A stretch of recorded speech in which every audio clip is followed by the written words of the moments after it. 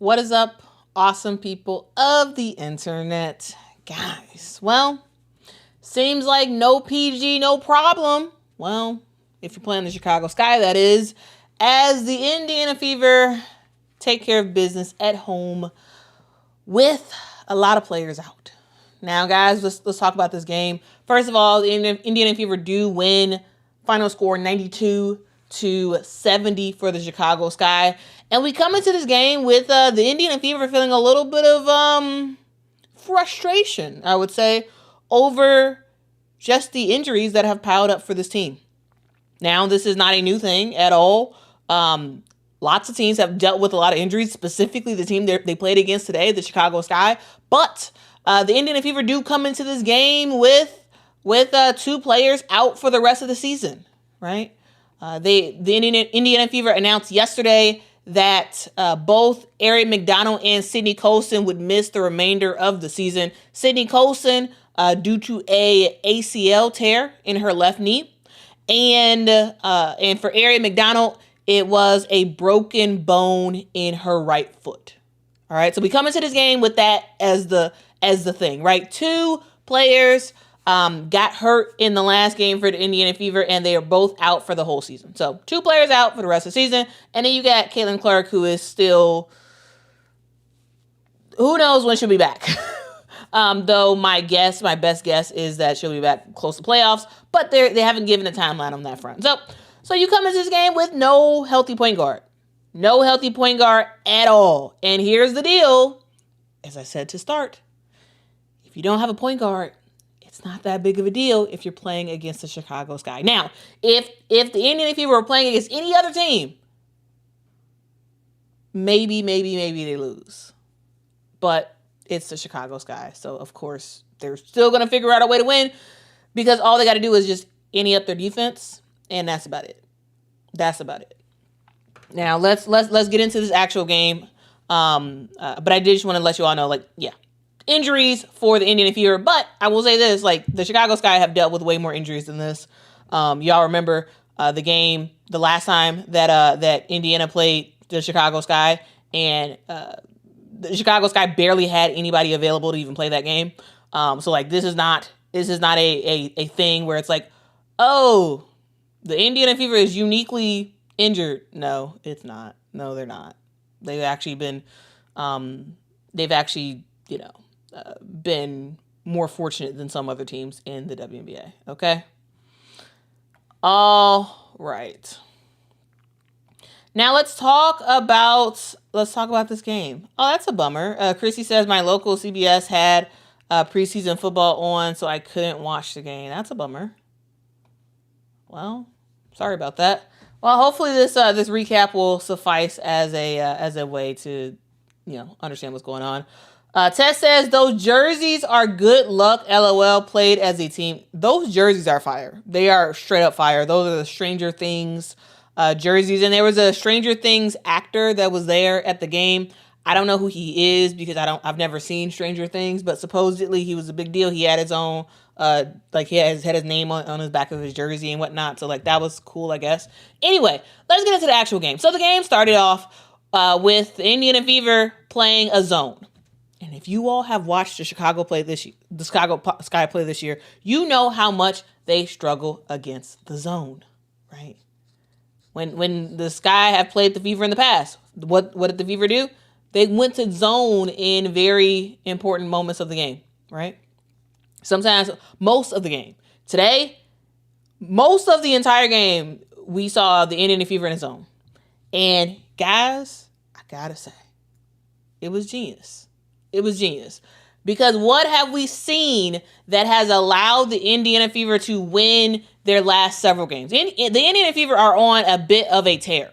Now, yes, of course. Do they have injuries? Yes.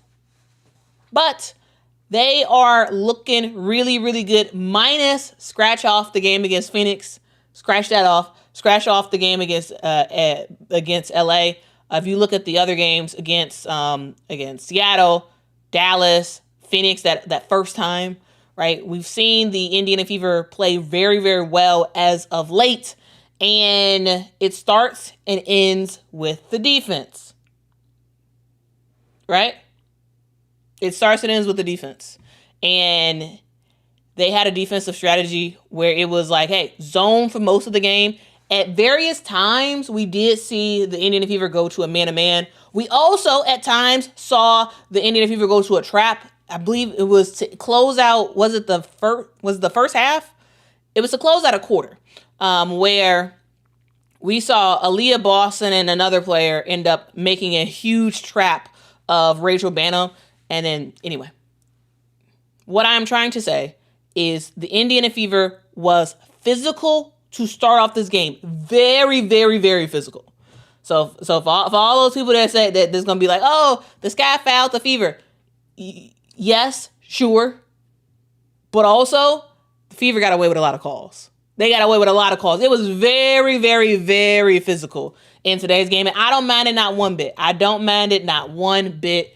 I thought the refs were relatively even-handed, though I think the Indiana Fever did sort of benefit a little bit more from some of the calls. But overall, I think the refs did a decent job. I don't have an issue with how they ref today's game. But it was physical from the jump, and I appreciated that they at least allowed that physicality to sort of reign supreme. That's cool with me. That is very much cool with me. Though the Fever did get away with a whole bunch of fouls. I'm just saying. I'm just saying. But I don't mind it. It's not a big deal. Anyway, let's talk about what the Indiana Fever did besides defense. When we found out the Indiana Fever were not going to have a point guard, it was sort of like, okay, well, play by committee. Who's going to show up, though? Who's going to show up? And today, it was everybody. It was everybody, guys. It first started off with Kelsey Mitchell rocking and rolling, looking very, very good in today's game. She did finish the game with 26 points in today's game. She was also passing that basketball like crazy. Like, dog. No point guard, again, no problem, because Kelsey Mitchell was like, okay, I can facilitate. I can pass the basketball around. I can make some stuff happen. I can do some damage on the offensive end, not just from scoring, but from passing as well. And yeah, that was huge. Yeah, that was huge. That was huge for this Indiana Fever team. The playmaking of Kelsey Mitchell. And then we saw Aaliyah Boston get going. Aaliyah Boston was rocking and rolling. Here's the thing, guys. The Aaliyah Boston and Camila Cardoso battle is just fascinating to see. It's fascinating to see them two go against each other. The reason why is because, one, they were both teammates, right? They both played on South Carolina. Their coach, Don Staley, was doing a halftime show, which I thought was really, really awesome. But you got 6'7" Camila Cardoso going against Aaliyah Boston, 6'5". And when I tell you, basically every single time these two teams play, Aaliyah Boston has Camila Cardoso's number. She just had her number. This isn't the first time. Probably won't be the last time. Because Camila Cardoso, even though Camila was actually very good in the first quarter, but after that, she was basically non-existent. We saw Aaliyah Boston block Camila's shot. We saw her just dominate in the paint. And Camila couldn't really do anything. Now, yes, did Camila have 12 rebounds? Sure, that's something, I guess. We're going to get into the rebounding front in a sec, because rebounding was atrocious. Absolutely atrocious for the Chicago Sky. Like, it was kind of ridiculous. It was kind of ridiculous. But Aaliyah Boston, man, like, she's her. Yeah, Aaliyah Boston did not have she didn't have a double-double today, right? It's a rarity for Aaliyah Boston to not have a double-double. 15 points, only 4 rebounds. But, you know, dog. She was just fantastic. Like, it's just, Camilla's taller, but that footwork that Aaliyah Boston has is a sight to behold. It really is a sight to behold. Basically, everybody was cooking on all cylinders. And I want to talk about a moment in this game of somebody who stepped up. And that person is Lexie Hull. Now, Lexie Hull, she did pass 100 career steals, which is cool, for her. But I got to talk about the play of Lexie Hull. Lexie Hull came into this game kind of struggling from the field, right? She ended up getting inserted into the starting lineup, and it was one of those things where, like, the Indiana Fever didn't have a choice but to start Lexie Hull because, again, Ari McDonald's out for the rest of the season, right? Sydney Colson's out for the rest of the season. Lexie Hull has, in my opinion, struggled severely from the offensive end in the last several games, right? Against Seattle, a game that the Indiana wins, we see Lexie Hull play 17 minutes, score a goose egg. Against LA, Lexie Hull plays 21 minutes, scores a goose egg, right? Against Phoenix, Lexie Hull plays 27 minutes, scores just 2 points. Today, Lexie Hull gets added into the starting lineup because Stephanie White basically had no choice. Adds her into the starting lineup, and Lexie Hull was the X factor in today's game. She was the X factor. She straight up was the X factor. Now, yes, when we're watching the Indiana Fever, we already know Kelsey Mitchell is going to score 20 plus points. We know Kelsey Mitchell is going to be fantastic.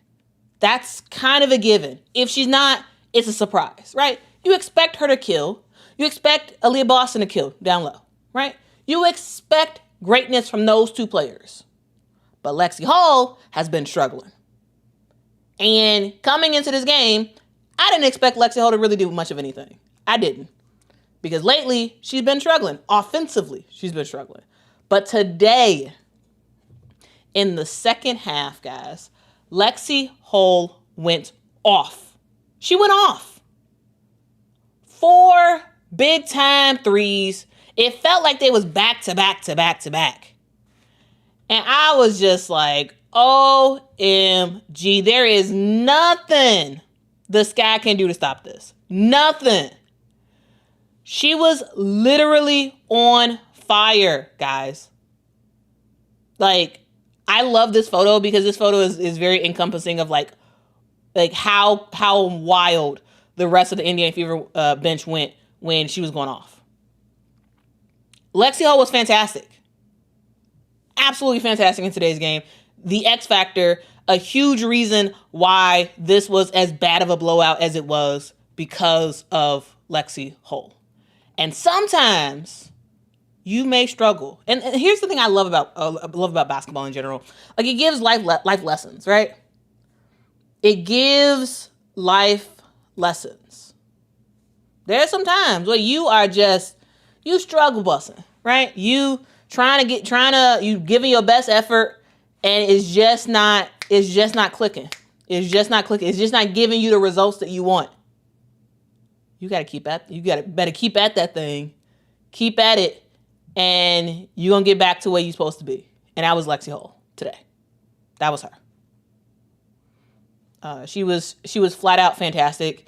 And I just love to see big games like that for people. Now, was Lexie Hull the MVP of the game? No. The MVP of the game was Kelsey Mitchell because Kelsey Mitchell is her, and that's just what she does. But, again, we expect it from Kelsey. We expect it. At least I expect it.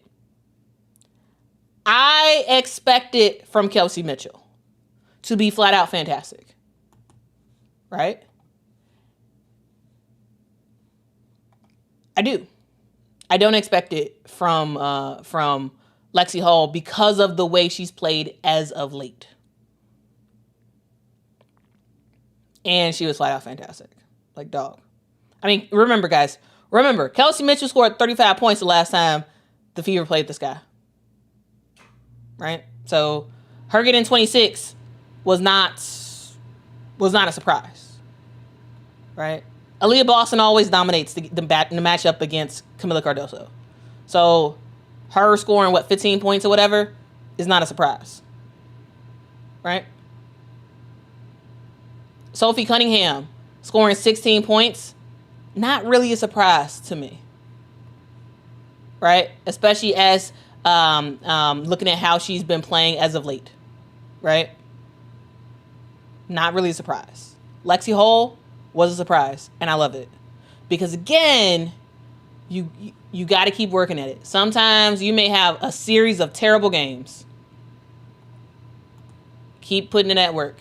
Keep putting in that work, and then you're going to see the results. And I just love random life lessons. And I think that was just another one that we got today from Lexie Hull. So really, really awesome game from Lexie Hull. I thought she was flat out fantastic.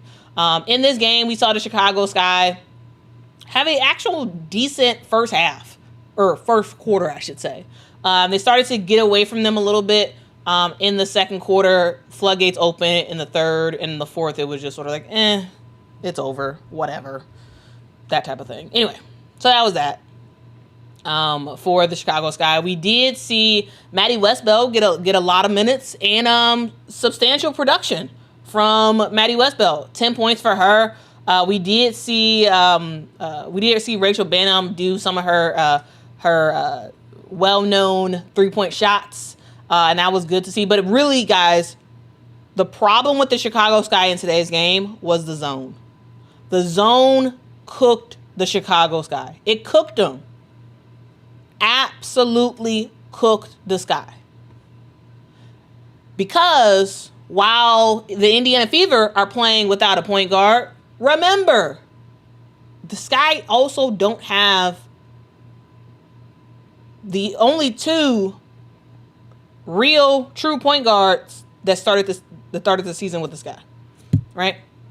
The Sky had 2 point guards to start the season. They had Courtney Vandersloot and they had Mariah Jefferson. Mariah Jefferson is no longer with the team. The team waived her. And Courtney Vandersloot is out for the season. So the Sky have been playing a huge portion of the season, the majority of the season at this point, without a point guard. So, while some people may act like what the Indiana Fever did today is unprecedented, it's not. Really, the Sky have been playing without a point guard this whole season, like for the most part of the season, right? Rachel Banham has been the point guard for the most part. Is Rachel Banham an actual point guard? I would say no. She's not a true point guard at all. She's more of a shooting guard that can handle the basketball. She's a shooting guard who has point guard duties. But yeah, she's not a point guard. You bring in Sevgi Uzun, who is a point guard, but is still trying to get her bearings on this team. She recently joined this team as a rest of the season hardship contract. And I do like Sevgi. I do like the energy she brings. I do think that she's a really needed asset for the Chicago Sky. But today, Sevgi only plays 4 minutes in today's game, has made a 3-point shot. Catch and Kill says, Haley Van Lith is not a point guard, ? I don't know. I don't consider Haley Van Lith to be a true point guard. I don't. When she made the decision to go to LSU, I also said, I don't think she's a point guard, but okay.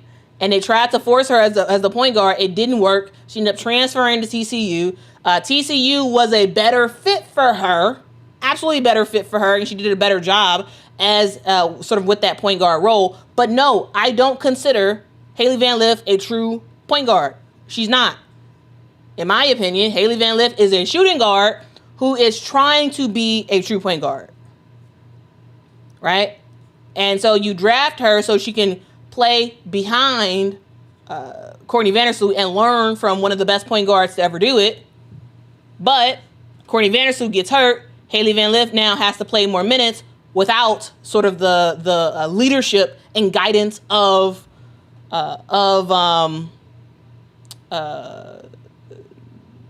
of Courtney Vandersloot. And so, like, that's a huge thing.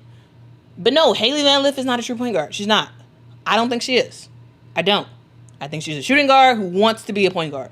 She's a shooting guard who needs to be a point guard to actually have a real career in the WNBA. And so, yeah.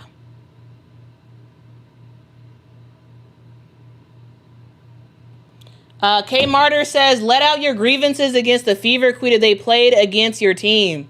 What grievances do I have? Dog. I didn't come into this game expecting us got to win. I didn't. And they didn't. So, yeah. I mean, I don't have any grievances. I thought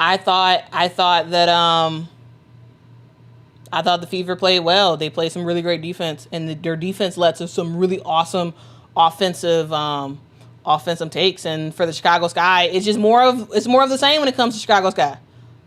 What have we seen all year with the Chicago Sky? We've seen a lot of poor shooting.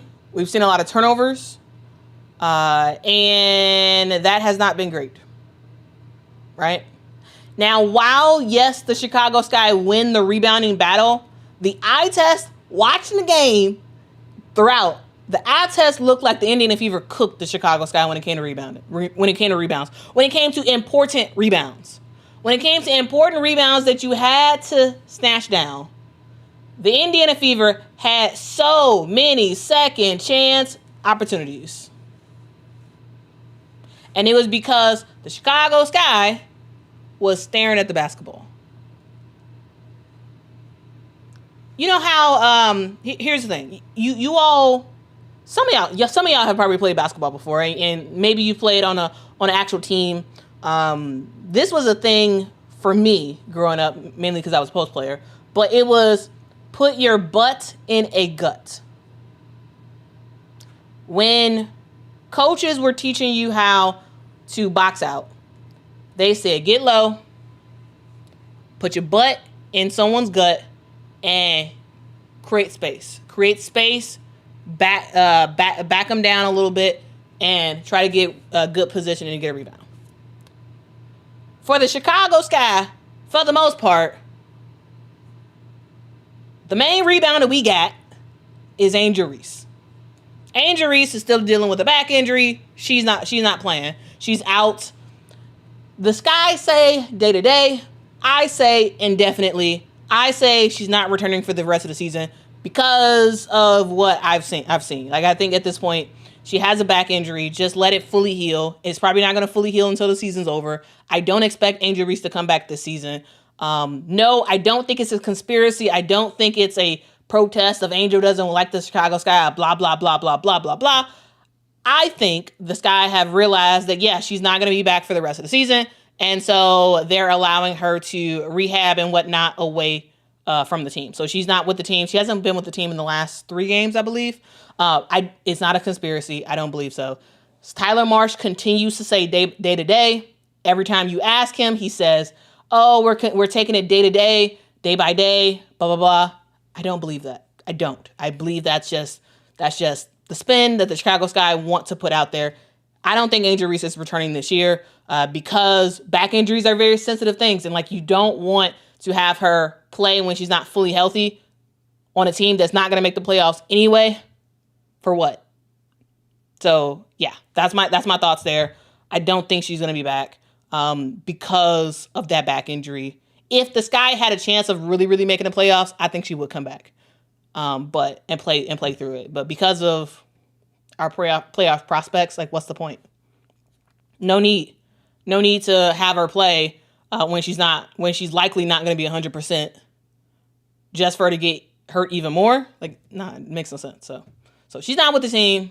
They're saying it's day to day. I don't believe that, but yeah, that's a spin that coaches want to say, which I get. You don't want to tell your full hand, and maybe you just want to keep that in house. But that's me reading the tea leaves about what's going on with the Chicago Sky. But what I'm trying to say is the Chicago Sky's best rebounder, the person who actually not only puts a butt in a gut, but also goes for the basketball, that person's not here. And so the Chicago Sky, you just see a lot of watching. You see a lot of watching, a lot of second chance opportunities for the Indiana Fever, because the Chicago Sky, somebody would take a shot and they would be looking, and then a Fever player would come out of nowhere and get the rebound and try to put it back up. And it was like, and then the Sky's like reacting. It's like, what are you doing? Stop looking and watching. Oh, look at that pretty ball. It's hitting the rim. Oh, that's very nice. Oh, out of nowhere, here comes a Fever player getting the rebound. Like, come on, Sky. Let's go. Like, I don't understand I don't understand the lack of rebounding intensity. It makes no sense to me, especially as a former post player who literally, when you see someone going up for a shot, you're trying to find a body. You're supposed to be trying to find a body so you can put your butt in someone's gut and try to get the rebound. That's what you're supposed to do, right? So anyway.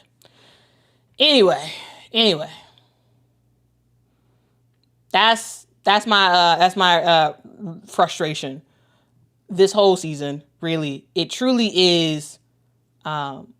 It truly is so strange that we have,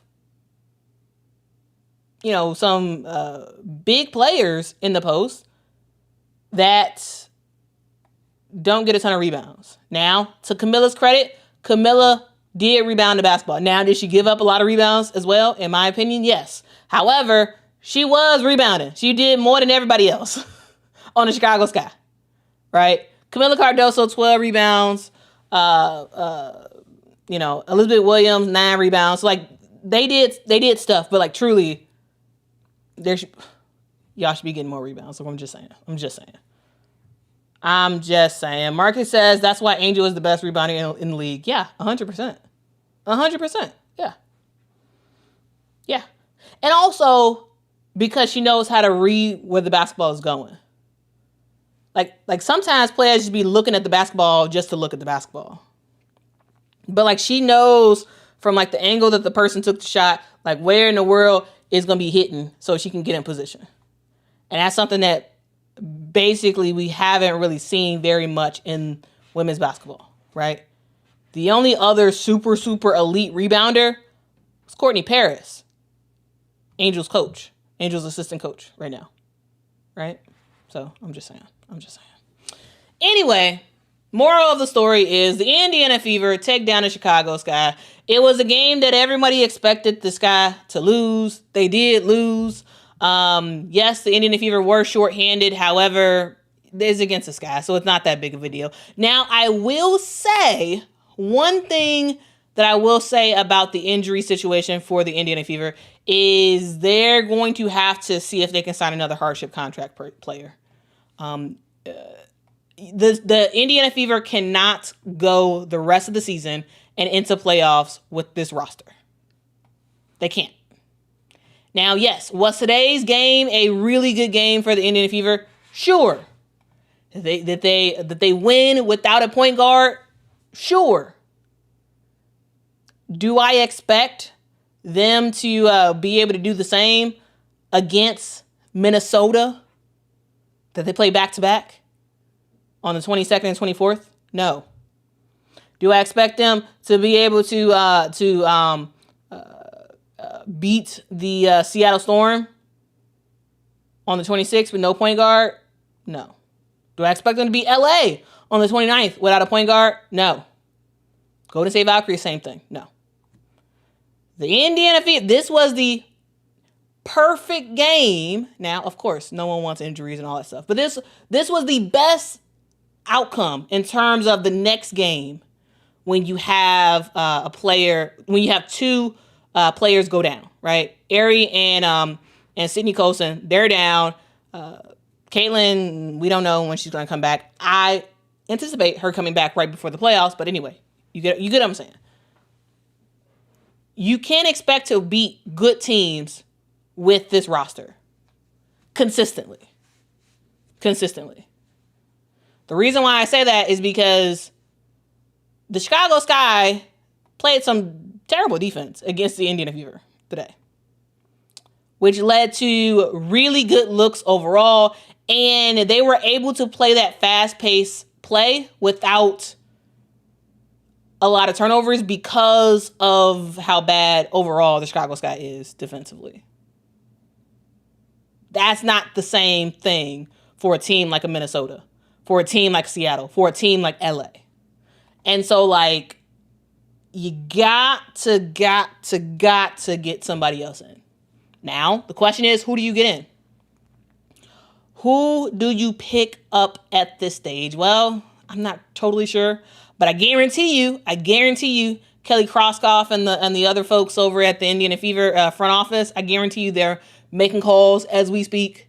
They will likely sign someone early next week to a hardship contract. I don't doubt that at all because they kind of have to. Like I don't anticipate them being able to make it the rest of the season with the current roster because this is a post heavy type of team right now, right? If you look at the roster currently, the healthy roster for the Indiana Fever, who do we got? Well, we have Kelsey Mitchell, Sophie Cunningham, Lexie Hull.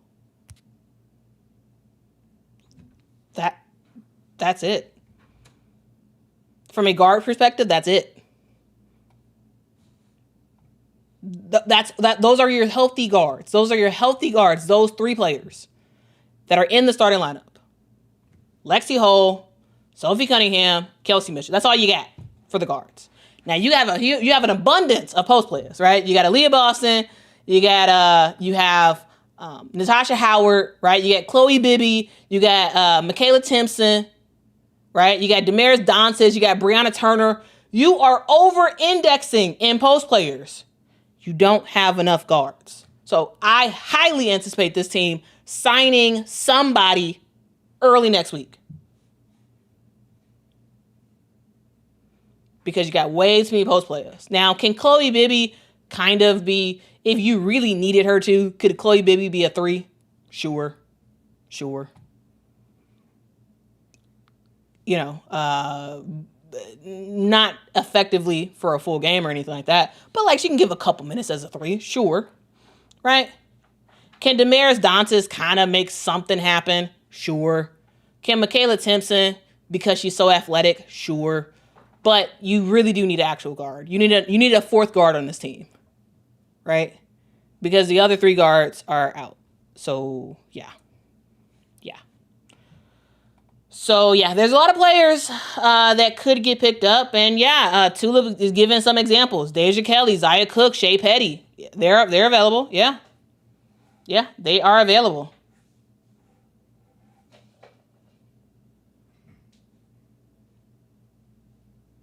Yeah. No Name says, Kelsey Mitchell is not a forward. She's a shooting guard. Check her bio. Yeah, she's a shooting guard.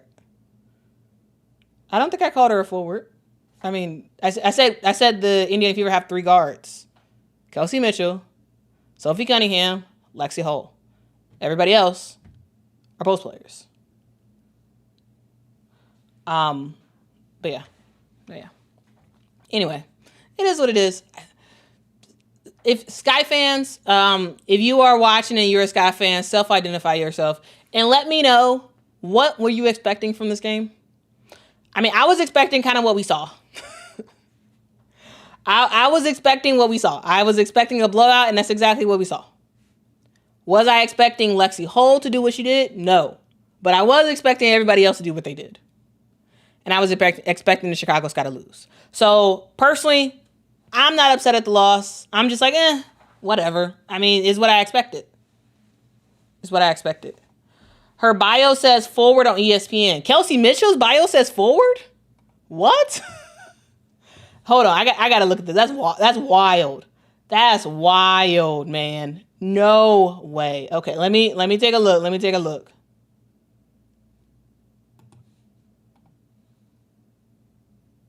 No, it doesn't. It says guard.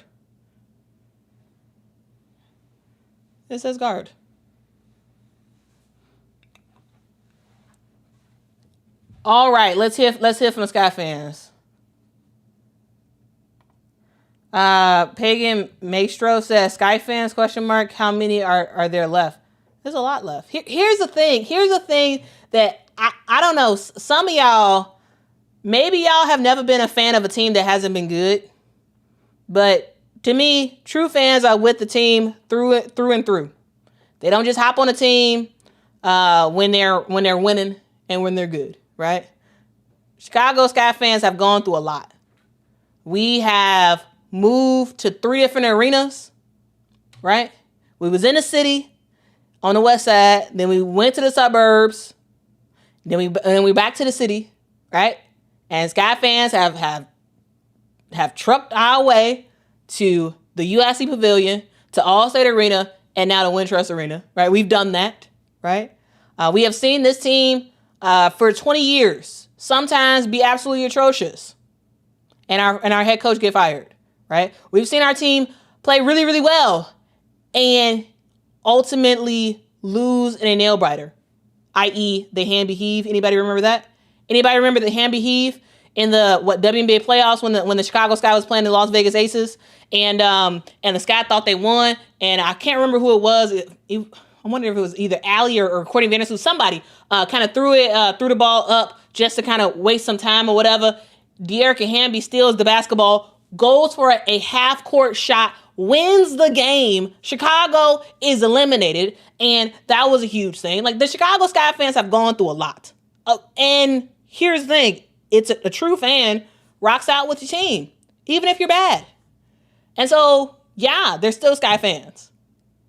And just like I hope, once the Indiana Fever start to be terrible, I hope that y'all stick around with the Fever.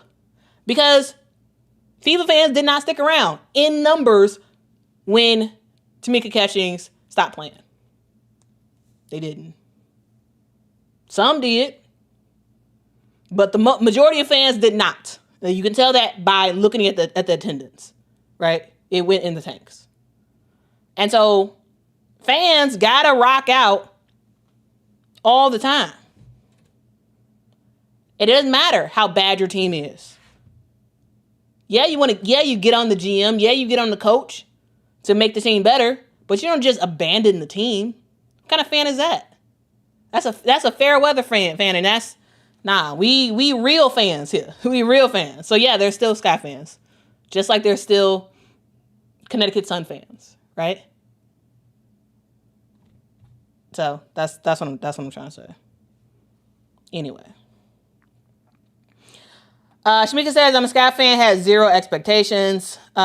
Cutie Wright 12 says, honestly, I wasn't expecting much, but I expected them to have a little more energy. I knew we were going to lose, LOL. Yeah.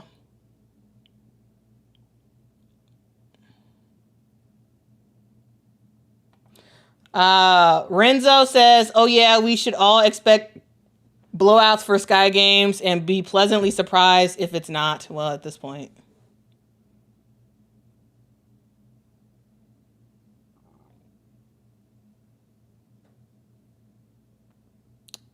All right. Shamika says, real fans don't stop being fans because your team is having a garbage season. Facts. Facts. Yeah, Banham has, ever since Banham has been entered into the starting lineup, she has stepped up her game. She really has. And those threes have helped the Sky out a whole bunch. It really has.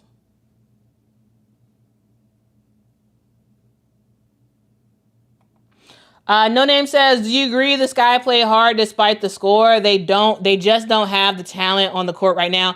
Honestly, no. I think the Sky played harder the last time they played the Indiana Fever when Kelsey Mitchell scored 35 points. I think the Sky played way harder in that game. They play way harder. To sort of jog your memory back, that game happened a couple weeks ago. It was on the 27th. The Chicago Sky lost to the Indiana Fever 78-93. And despite the score, I thought the Sky played very hard in that game, and they did not give up. And remember, That game, the Sky barely had any players. Like this was when basically everybody was kind of out, right? The Indiana Fever had all of their players minus Caitlin. Caitlin was the only one that didn't play in the last time that the Fever played the Sky at the United Center. And for the Chicago Sky, we literally had everybody injured. Haley Van Lith was out that game. Ariel Atkins was out that game. Mariah Jefferson was out that game. Courtney Vandersleeve, of course, was out. And Angel Reese. The Sky had 5 players out the last time the Indiana Fever played the Chicago Sky. And the players that played hustled their butts off. And I would say they played hard in that game. Rachel Bannon was hitting shots like crazy, right? We saw overall good play by Beck Allen, Kia Nurse, right? Overall, the Sky played harder. They played with more grit in that game than today. Today, I don't think the Chicago Sky, I wouldn't say they played hard. I wouldn't. But on that last matchup, what was it? Was that on the 27th? Anyway, at the United Center, the Sky played hard. They played their butts off. They tried. They really did try. But today, no.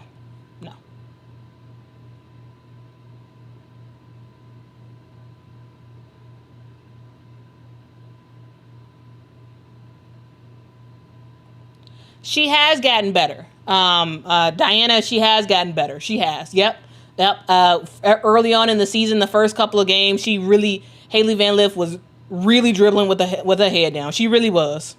And now she has gotten better at that. She does have her head up, which is great. And again, it's a process because she's trying to become a WNBA point guard, which is a tough task, a very, very tough task. And, it's one of those situations where you didn't expect her to play as much as she's playing now because she kind of has to because of the injury situation for the Chicago Sky, right?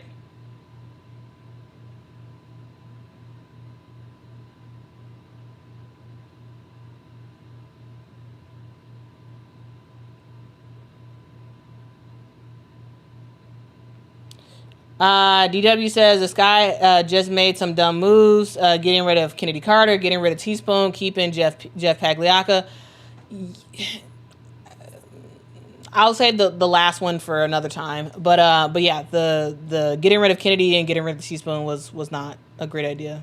I talked about that a whole lot more. I recently did an interview with a podcast, and I literally went all in on the Chicago Sky and the history of the Sky and my thoughts about how the Sky have played this year and all that good stuff, and including all of the missteps that the Chicago Sky has made.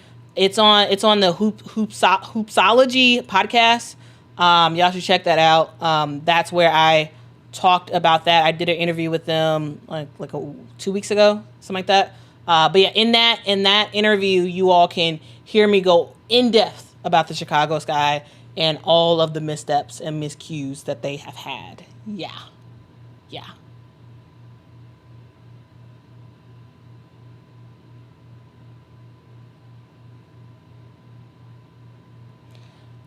K Martyrs says that real fans rant came from the heart. I totally agree with you about that, Quita. You are one of us, and that's why I love your content. You still feel something. Yeah, honestly, I was not expecting to have a rant about fandom, but it's just like I'm in this for forever, right? With the Chicago Sky, with the WNBA as a whole, right? Like that's what I am. I love the Chicago Sky. I love this team. It doesn't matter how bad this team is. I'm still gonna ride with this team. I'm still gonna buy season tickets every single year. The Sky will get my money every year. Every year, I will pay a whole bunch of money to park in the parking lot.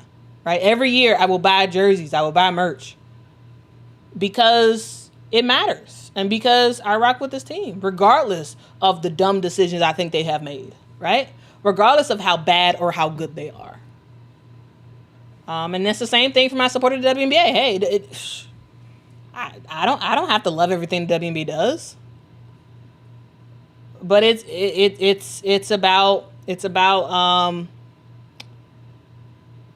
fandom and being a true like lifelong fan and a true supporter regardless of what happens, right? And so yeah, I'm 10 toes down. I'm rocking with Tyler Marsh. I really do think Tyler Marsh is going to be a good coach for the Chicago Sky team. I think he has been dealt a bad, bad, bad deal. Bad deal with this team. And it's very unfortunate. Very, very unfortunate. But I have a lot of belief in him. I think he's going to turn out to be a really good coach for us. So for all those people who call on this man to get fired, stop that, please. Stop that, please. Right?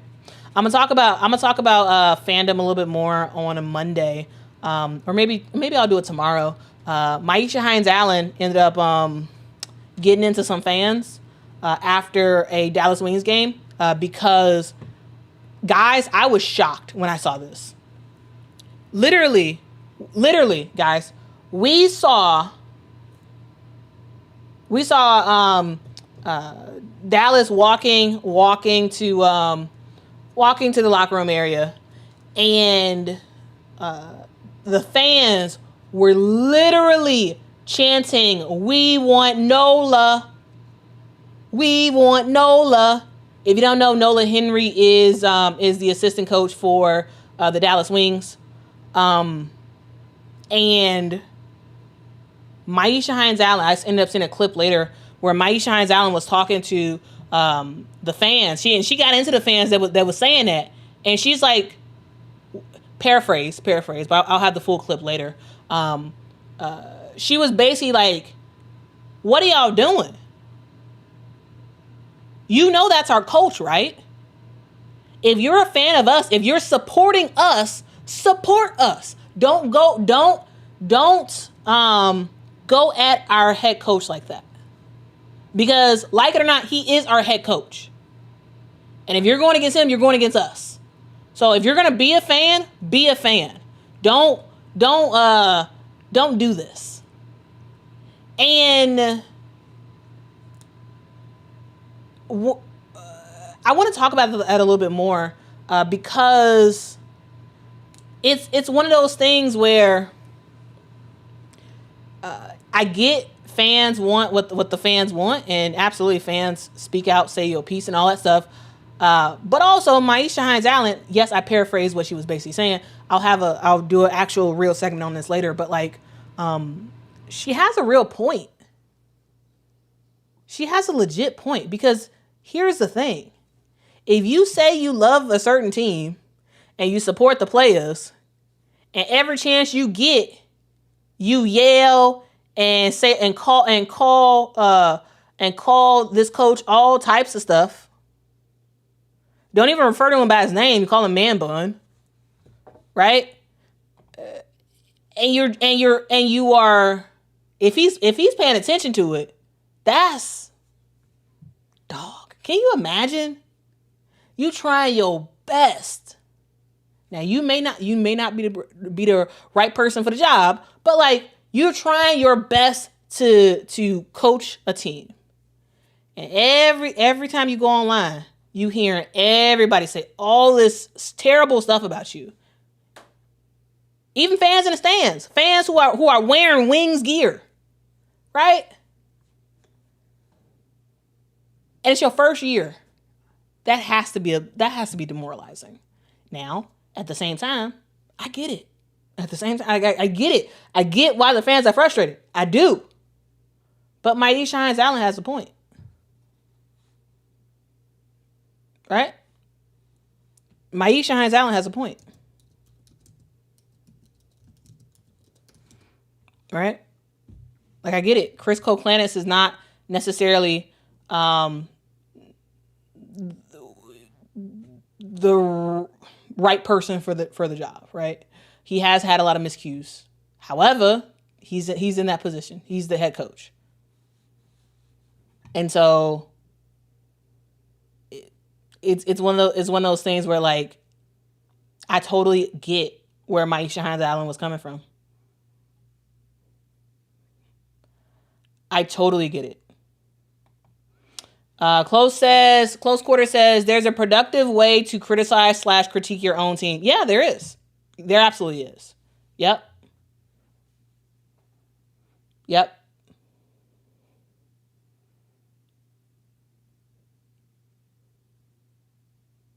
Yeah, there is a way.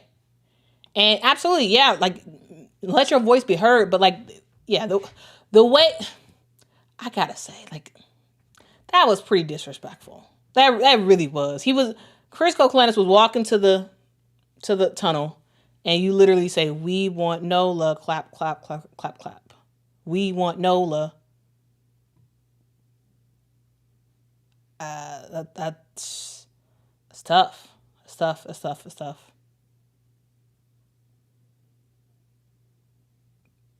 Right? Omega Khan says, give me liberty or give me death, unless it's the New York Liberty. That's hilarious. Completely agree, Machiavelli. Completely agree. Yeah, I have gone on several rants about the terrible decision to fire Teaspoon, because she should have never got fired. She should have never got fired. Never gotten fired.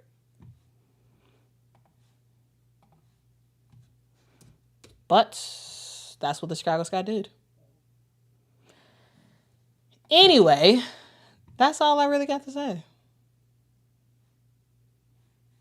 That's all I got to say. Kevin, that's not what I'm saying. What I don't want y'all to get is Quita don't like anybody criticizing anybody.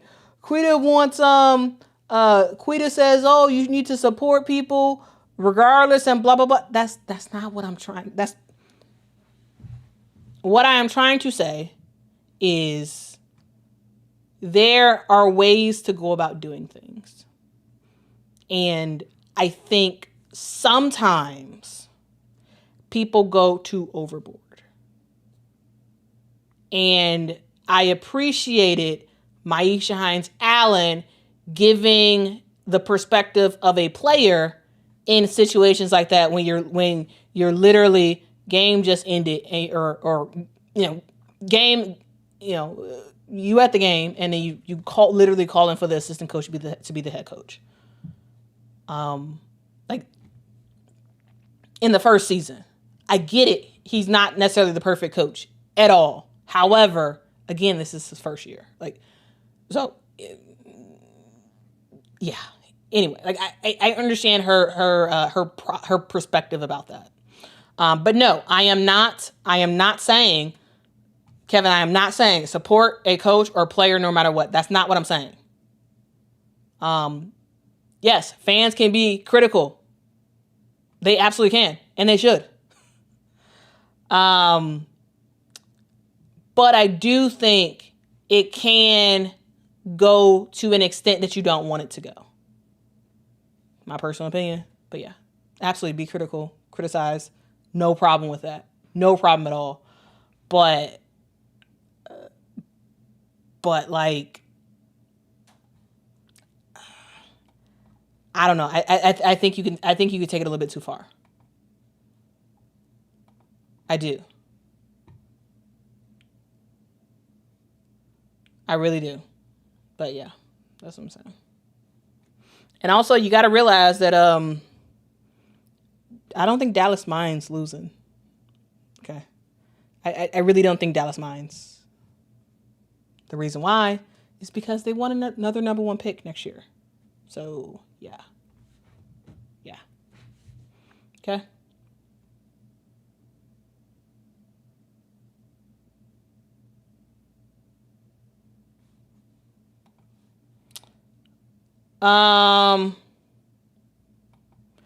So Unknown says, and people don't understand how bad that looks for players that every season you firing your coach. Give the coaches a chance. Nothing will happen big in year 1. Well, depending on the situation, because backtrack a couple years ago, Becky Hammon walks into a head coaching job for the Aces and gets the team a championship in year 1 because The team was built, man. You already had the big core. They were already leveling up their game, right? And all you needed was a slight change in play style, and boom, championship. So it's possible that great stuff can happen in year one. However, the Las Vegas Aces is a special case. Very, very special case.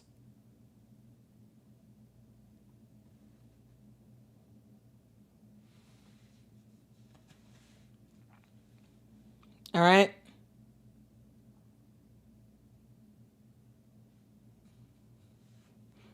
But yeah, the roster was very different. The types of players were very different. And anyway. Yeah, well, the Silver Stars and the Aces, yes, had a bunch of number one picks. Yeah. So a lot can happen in year one if the team is constructed right and if the parameters are correct. Americon says Quita doesn't want to end the stream. I'm happy to end the stream. I was trying to be more responsive to comments. I'm trying to do a better job at getting to time on my daily show. I'm trying to end the stream like at a decent time where I can actually start work with a little bit of time, right? Like I try to do that. And because of that, because of my attempt to do better at being more focused during my Quita in the morning shows, I can't be as responsive to the comments, right? I can't be as responsive to the chat as it's going and whatnot. And because I was like, you know what, let me just go live and talk about this game, I figured, hey, let me be responsive. Let me talk to y'all in the chat. Like I actually really do enjoy talking to y'all in the chat. And I don't get that opportunity to do that as much anymore in the morning because I'm really trying to beat a time. So yeah, I'm happy to end it, but I was just trying to be more talkative, more responsive to you all in the chat. But again, no point guard, no problem for the Indiana Fever as they get the job done. Easy peasy, lemon squeezy. Okay.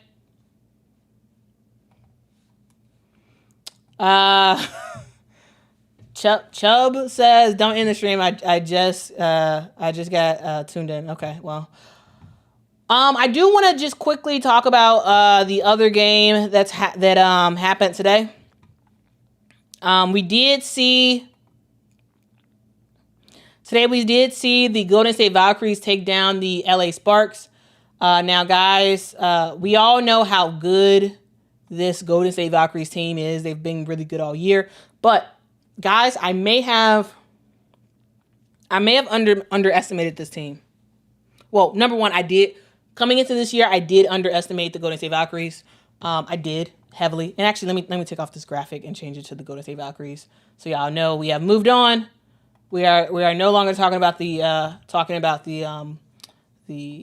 Fever versus Sky. We are now moving on to the Golden State Valkyries versus the LA Sparks.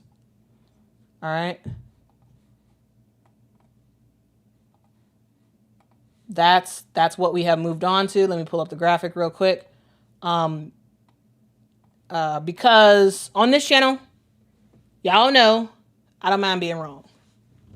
And I will tell y'all 100% that I was wrong. And I've told y'all several times already since the season has started that I was wrong about the Golden State Valkyries. Wrong. Came into this year not thinking they were going to be very good. I didn't. I did not think that this team was going to be very good. I thought this team was going to be a lottery pick for next year. I didn't have high hopes for the Golden State Valkyries. I didn't. But they have proved me wrong, and they have been flat out amazing this year. Led by Kayla Thornton. When Kayla Thornton went down for the rest of the season, again, I was like, oh, this is going to be it. This is going to be it for this team. That's it. The Golden State Valkyries, they've had their fun in the sun. They're going to struggle from here on out, and they're not going to make the playoffs. Because when we did that buy-sell, I was saying sell for the Golden State Valkyries. Wrong again, I guess. I think I'm wrong again. Because the Golden State Valkyries have continued to find ways to win games. They've continued to find ways. I was expecting this second half of the year, as we're heading to the playoffs, I was expecting a whole lot more from the LA Sparks. But the LA Sparks have struggled this year due to inconsistency. Now, I chalked a good amount of that up to injuries. I was like, because Cam Brink, missed the majority of the season, because Ray Burrell got hurt and missed a huge part of the season. I was like, okay, once these two players come back, once they really get in the rhythm, then we're going to see the LA Sparks make some noise. But y'all, what's going on with the LA Sparks? What in the world is going on with the LA Sparks? What in the world? Kelsey Plum today, 4 points. 4 for Kelsey Plum. Azurá Stevens, 4 points. Now, Rakia Jackson, she was balling. 8 points. De'Erica Hamby, she shot the lights out. 15 points. If y'all don't realize I'm being sarcastic here. Dog, what in the world? What in the world, LA Sparks? I totally expected them to win this game. I thought it was going to be a close battle, but I thought the LA Sparks was going to beat the Golden State Valkyries. What in the world, guys? Dog. 1 for 9 for Kelsey Plum. Azurá Stevens only takes 4 shots. Misses 3. Rakia Jackson, 30% from the field. What are we doing, LA Sparks? Like, y'all supposed to be better than this. Y'all, what? I'm just so shocked. I'm just so shocked. I was just shocked. And then we got the Golden State Valkyries, who continue to prove me wrong. And guys, I don't mind being wrong. And I will admit it, 100% wrong about the Golden State Valkyries. For what, the second time this year? I have underestimated this team, and this team has shown me up. So shout out to the Golden State Valkyries. Cecilia Zanalacini. Y'all know I love saying Cecilia Zanalacini's name because I think it's such a fun name. I really do. It's such a fun name. I put that right up with Monica Koa Makani. Like, I just love saying those names. I think they're fantastic names. But Cecilia Zanalacini, I was a big fan of hers when she played for the Minnesota Lynx. She is with the Golden State Valkyries, and today she had a big time game. Kelsey Plum had 4 points. Cecilia Zanalacini had 4 3-point shots. 14 points for Cecilia. We also saw Janelle Salon continue to do her thing as well. 11 points, 8 rebounds for her. Just overall team effort. Veronica Burton continues to do her thing as well. 5 rebounds, 5 points, or 5 rebounds, 5 assists, 16 points for VB, the point guard. And once again, you get some impact off the bench, right? Carla Lates continues to be a spark plug off the bench for the Golden State Valkyries. She had 9 points in today's game. And yeah, the Golden State Valkyries take care of business in this game, and it turns out to be a pretty bad loss for the LA Sparks. Now, here's the thing. I think the Golden State Valkyries, once they make the playoffs, whoever they're playing against should be very, very afraid to go to Valhalla. Right? Should be very, very, very, very, very, very afraid. Very afraid to go to Valhalla. Very afraid. right? They got an egg outside. They're supposed to be unveiling their mascot sometime soon. I guess it's some sort of bird or something. I don't know. But going into the Chase Center, and I wish I could go to the Chase Center. One of the awesome people on the internet offered me a ticket, and I wanted to go, but I was not. I've taken so many days off of work, and like we're working on a big project at work, and I just couldn't take off to go to a game. But next year I'm going to Valhalla. I have to go because there is something special about the Chase Center and this Golden State Valkyries team just going up when they have games in the Chase Center. 18,000 fans per usual for a home game for the Golden State Valkyries. So like, don't let all those people who say, oh, fans only coming out for one team, and no, they not. If people are saying, oh, it's just the Indiana Fever that's bringing in numbers, no, they're not. They're not. The Golden State Valkyries have sold out just about every single home game this year. Right?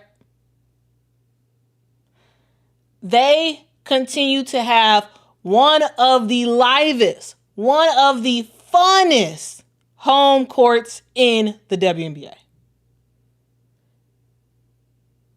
They got the vibes. It's all there for the Golden State Valkyries. And did I expect that too? I did not. But I love to watch when Golden State has a game at home.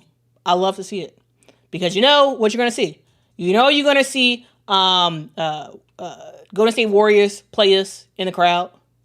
You know you're going to see Valhalla getting loud and getting behind their team.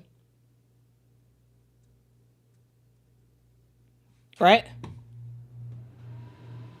You know that you're going to get the Golden State Valkyries giving maximum effort at home. And I love to see it. Right? I love to see it. So Golden State Valkyries continue to do their thing. Shout out to Valhalla. Shout out to the Valks. Shout out to the Valks.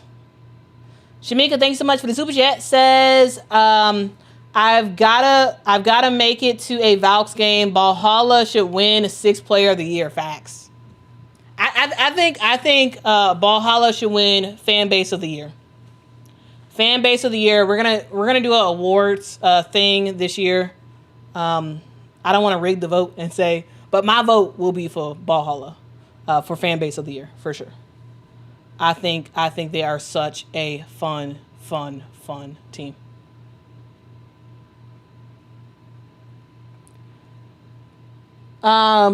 Get Fit says, Mercury home game is the best in the league. Okay. All right. I mean, I'm sure all the fan bases are very passionate about their own home crowd. And I will say, my section, what section are we? I don't even remember our number. The section behind the Chicago Sky Bench is the livest section in the WNBA. I gotta say, we have a lot of fun. Now, I'm biased, very biased, but my section and the rows in front of me and some rows behind me, we have ourselves a ball. Regardless, Sky winning, Sky losing, we gonna have a good time. We're gonna yell. We're just gonna have fun, right? We're gonna crack jokes. It's a fun time, guys. It's a fun time at Sky Games. Okay, it is very, very fun in my section. Okay, what up, Jay? Y'all, shout out to Jay Jordan TV. He is always the man who is doing the live streams, talking through the games. I was doing it at some point. I did kind of fall off on that, but like, if y'all want to watch the game with somebody, subscribe to Jay Jordan TV. Subscribe to his channel. Okay, watch the games with him. He's a Liberty fan for sure, but like he be watching all the games, and so Shout out to J Jordan TV. Make sure y'all subscribe and support people who are doing some awesome stuff out there. Okay. Tina says they got a big bird nest with egg. I forgot the day it's going to hatch. I don't know when it's going to hatch, but I thought it was funny. They even had like a reporter do like a little story about it. I thought it was pretty funny. Yeah, I thought it was pretty funny. Wait, what? The original Animal Cracker says, stop forcing your content onto me so you people can discriminate against men, but I can't have any say in my one intent feed. How is that freedom? What? I don't understand. I don't understand. Who's discriminating against men? What's the issue there? I don't know.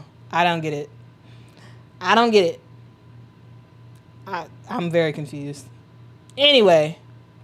Oh, it's hatching on Monday. Okay. Monday's the day. Okay. I can't wait. Tulip says Tempo and Fire are in a bad position. They have to share players in the expansion, unlike the Valks. Well, I mean, it is what it is. Yeah, the Valks did have, they were the lone people choosing. And so, yeah. Though I gotta say, I actually think it's better 2 teams at one time. Like I think that's overall better. To have more than one team starting and doing the expansion draft together, because I think it's funner for the fans.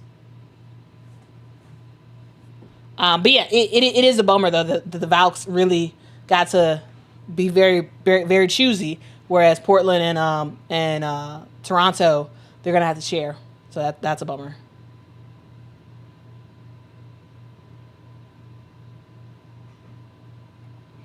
Word on the street is that it will be a Raven. Ellie is high bar though. I gotta say, a Raven would be nice. A Raven would be very, very nice. Very, very nice. I gotta say that would be very nice. Yeah.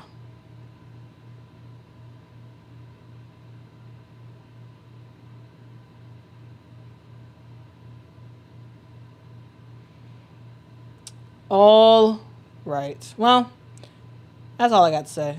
All right, y'all have a good one. Oh wait, let's leave on this comment. Diana says expansion team worries me about how many players my favorite team will be giving up for the cause. Well, that's what you get when you get expansion. That's what you get. You get the benefit of increasing the number of teams in the league, but also it's a detriment to the current teams in the WNBA, right? Some of those very, very core rosters have to get broken up, right? Like Cecilia Zanellicini was a huge deal on the Minnesota Lynx. She had to go because she got picked up by Golden State, right? Kayla Thornton was huge for the New York Liberty, right?